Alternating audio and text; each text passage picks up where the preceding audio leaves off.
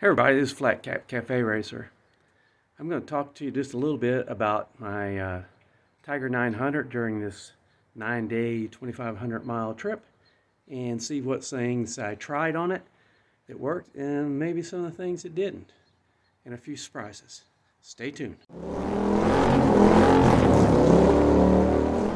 Meerkat. I had the bike pretty heavily loaded down with the two panniers and the top case. I take the top case off. If we were staying someplace 2 or 3 days, I'd take that off. Otherwise, it stayed on most of the time. We covered just a few miles short of 2,500 miles, and the bike did excellent. I was very surprised. I don't know if you can see down in this sight glass down here. I'll see if I can get it. But the oil level remained the same. We didn't use anything. I was very surprised about that. I brought some oil with me. I thought I might use it a little bit. Since we were running at high speeds and stuff like that a lot. You can see the bike has not been cleaned up any since I got back. I've been sick, so I haven't had a chance to. Felt good, and it was hot, and I didn't come out here to clean it up. So this is just like it sets. Came back, except for I've taken the little tank bag off. I'll show you. To show you where it was sitting. It's sitting right there, so that worked pretty well. I used a forward mounting. I turned this camera to be a forward mounting camera. I took a few things with it, not a lot, because it's an H2. It just doesn't have the same resolution as a H7, which I used my Hero 7 here, and I used a Hero 8 here a few times. I used primarily those two cameras. Then occasionally I would mount the Hero 8 back here, and it's such a difficult angle to film at to make sure you got people in, and I tried it a couple times. I don't know how well it worked. We'll see. But the little heat deflectors, kind of mixed on those. It worked really good for the first 7 days. Then we got out, and the temperature was about 102 degrees, and on the left side of the bike, the glue that held the Velcro on kind of melted, and it started to blow away.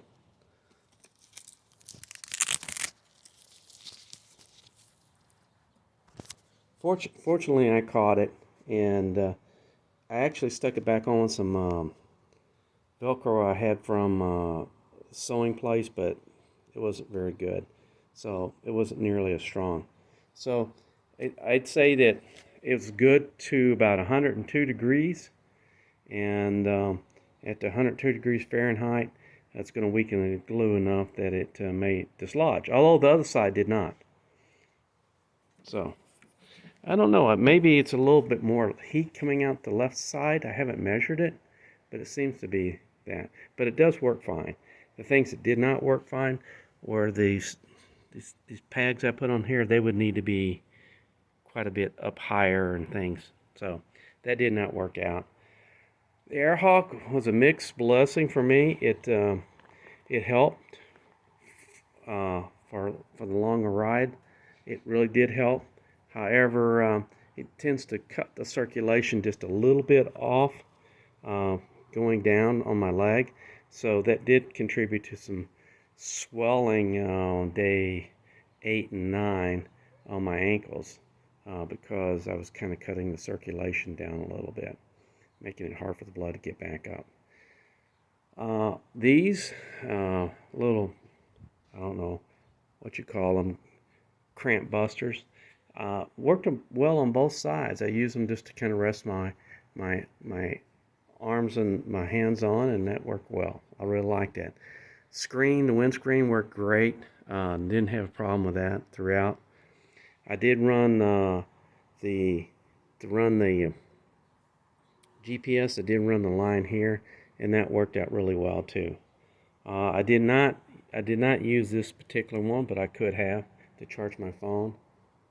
And I used the charge,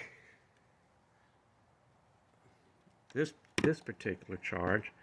I used that to keep my phone charged and to charge my GoPro batteries while I was going down the road. This recommendation is not to leave the GoPro batteries in there in my top case there and out in the sun. So I think I lost one battery that way. Just too much heat. The bike itself, we traveled probably 85 miles an hour on a speedometer, and a lot of the trip going out there and coming back. And you know, if you watched any of the videos, you see we had some pretty spirited rides. During that spirited ride, and I averaged, for the whole trip, I averaged 50 miles to a gallon of gas. So I'm very pleased with that. Mr. Bill did not get quite that good a gas mileage, although he did better than he expected with his Rocket 3.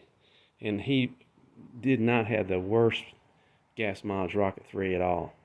So the tires, let's get to the, people keep asking me about these Michelin Road 6s I have on.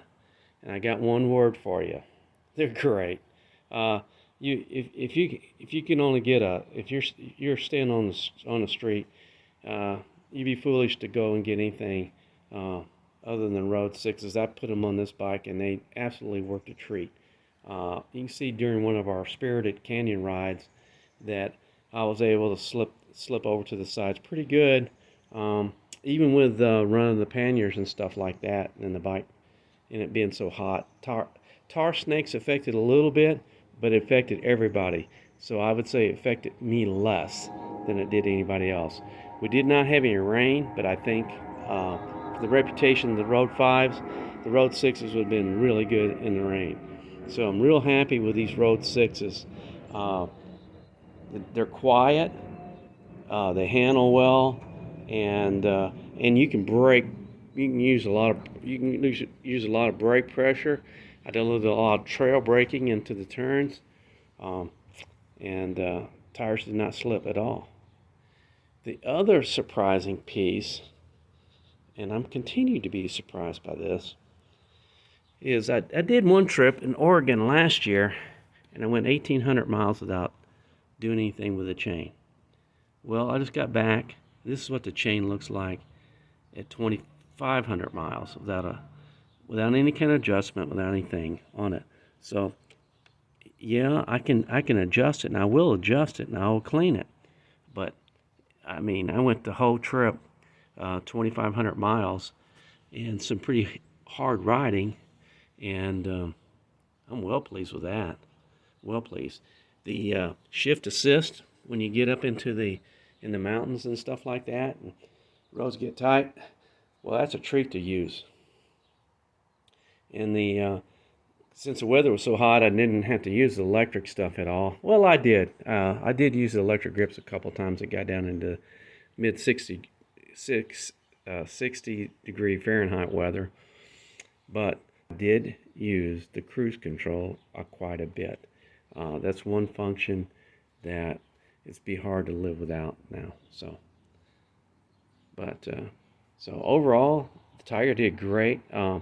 I don't, I obviously, if you watch some of the videos, some in the straights, I cannot keep up with these Rocket 3s or even Danny's VFR 1200X. It just doesn't have the power, but on a crooked road, it will keep up right with the big boys. They can't leave you because what you lose in the straight, you can make up in the turns and braking. The brakes work really well. So that's kind of my sum up of this on this trip. I'm going to clean the bike up, and I'm probably going to I'm going to refit this. You can see it's broken loose over here now, but I'm going to refit these with some more a little stronger adhesive, But like I said, they're good for up to, we were 102 degrees and we were traveling on about 85 miles an hour or so when it broke loose. Tell you a little bit more about Mr. Bill's bike and how it did once I get a few more details from Mr. Bill. So this is Flat Cap Cafe Racer out. Join me and my friends at Flat Cap Cafe Racer for riding and racing. Please subscribe.